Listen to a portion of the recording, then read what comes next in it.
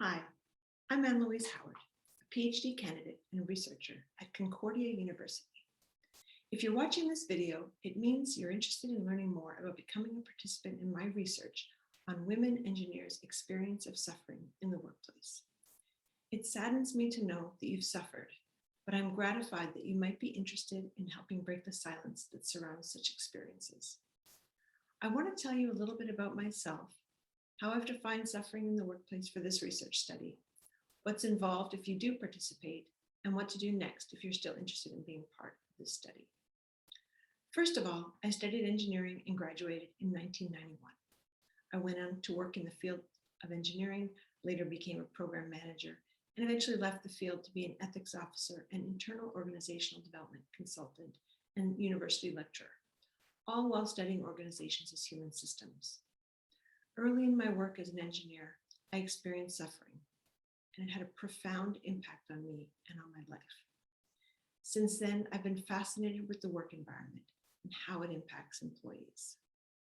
Now, how is suffering in the workplace defined for this research?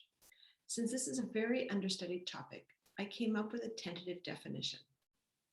I based it on what I read on the subject of suffering in general and conversations with friends and colleagues who had experienced suffering in their workplaces. I also drew on my own experience. And for this study, I've defined suffering as an intensely painful experience of loss of self and powerlessness that derives from an accumulation over time of demeaning incidents at work and their subsequent negation and cover-up. I want to emphasize that this definition is tentative. Your experience of suffering may not be exactly as I've defined it. That's okay. Consider it a guidepost. Maybe your experience was a little bit different, and that's okay. If this definition resonates for you in any way, then I'd like you to consider being part of my research. Let me repeat the definition.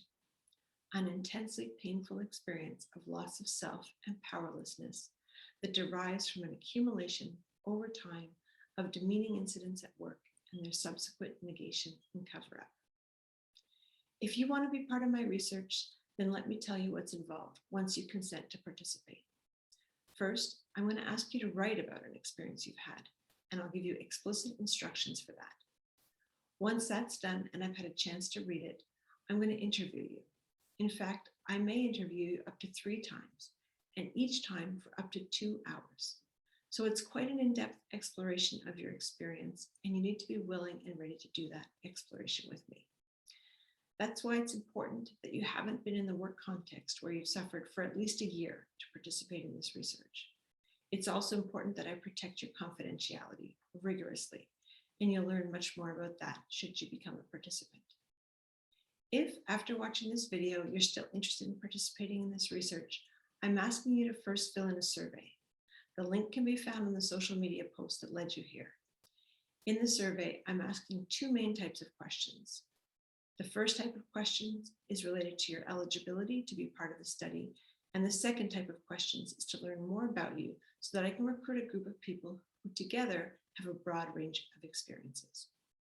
Thank you so much for watching this video and for your interest in my research.